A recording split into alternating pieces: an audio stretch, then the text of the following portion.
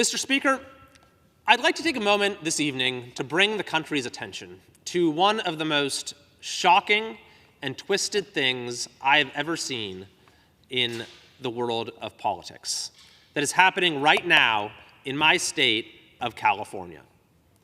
There is a scheme playing out right now on the part of the state's ruling politicians to undermine a democratic election and make nearly 40 million Californians less safe.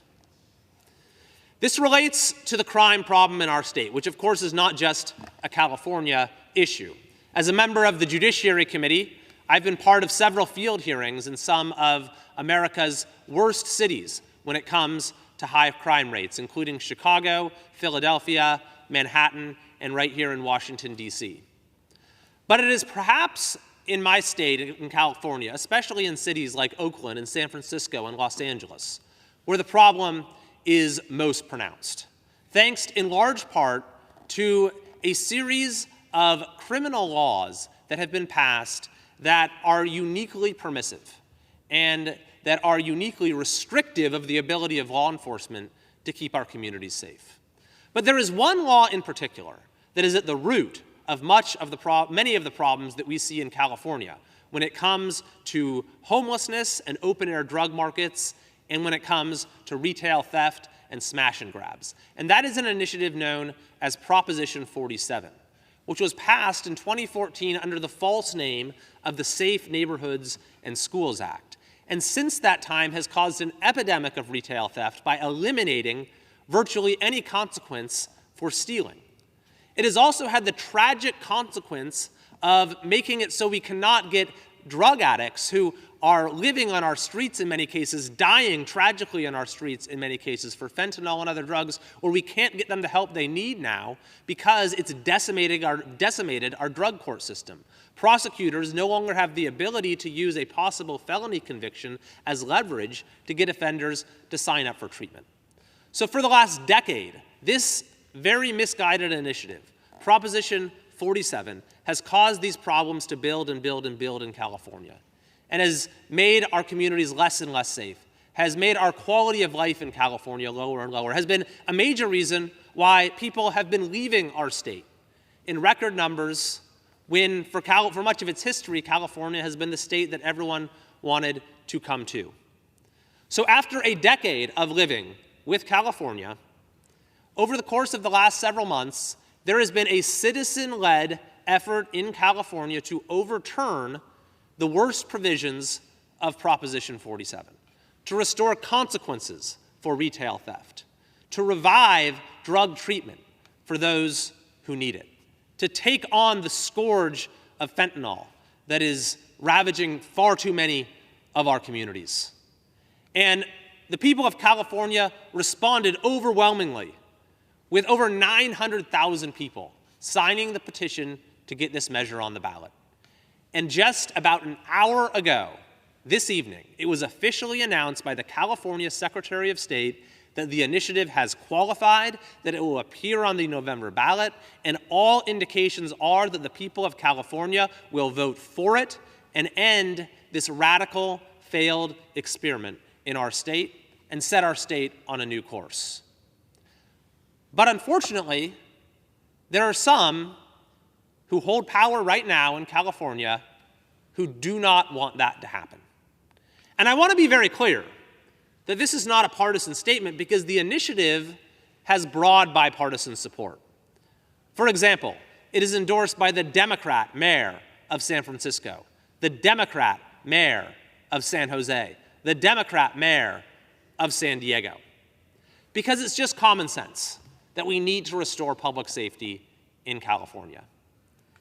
And yet, at the state level, the supermajority in the legislature, along with Governor Gavin Newsom, have decided that they should take matters into their own hands and deny voters the opportunity to pass this bipartisan initiative. So how might they do this, do you ask? It's already qualified for the ballot.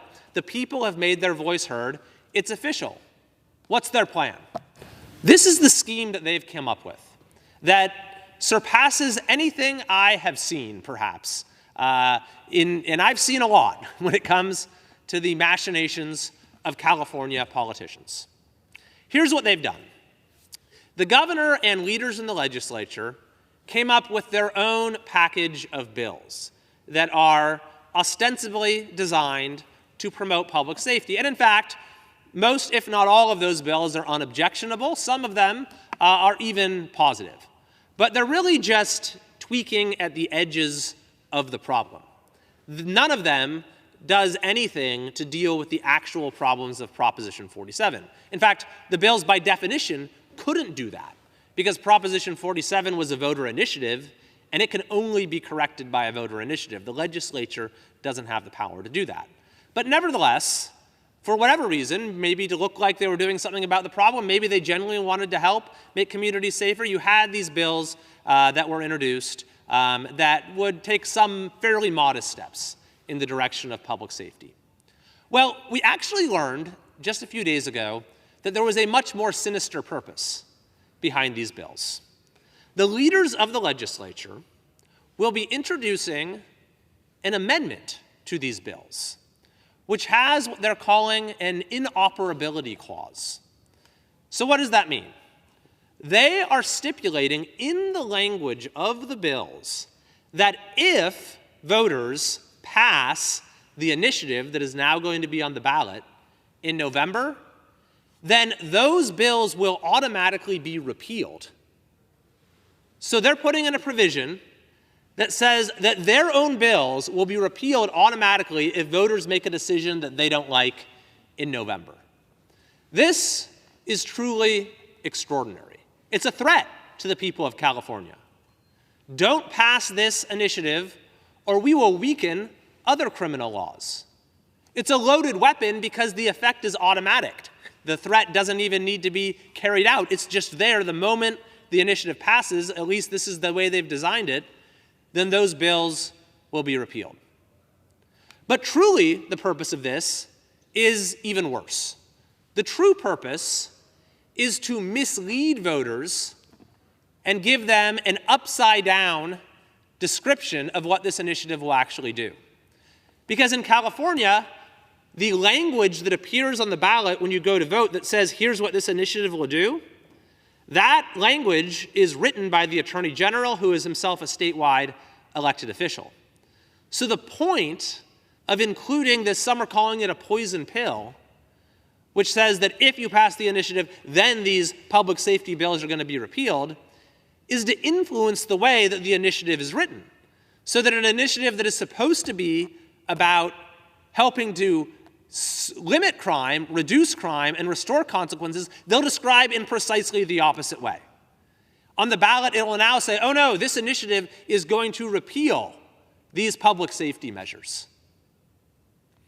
It is a deeply cynical scheme designed to undermine a popular voter initiative that is desperately needed to get our state back on track. And so I think that when people ask, whatever happened to California?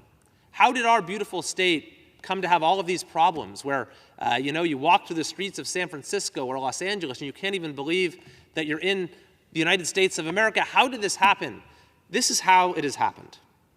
Unfortunately, we have political leaders who are willing to go so far as to undermine a democratic election and to make our state less safe in order to advance their own particular political goals. Mr. Speaker, I think it is absolutely shameful. However, I have faith that at the end of the day, the will of the people will win out.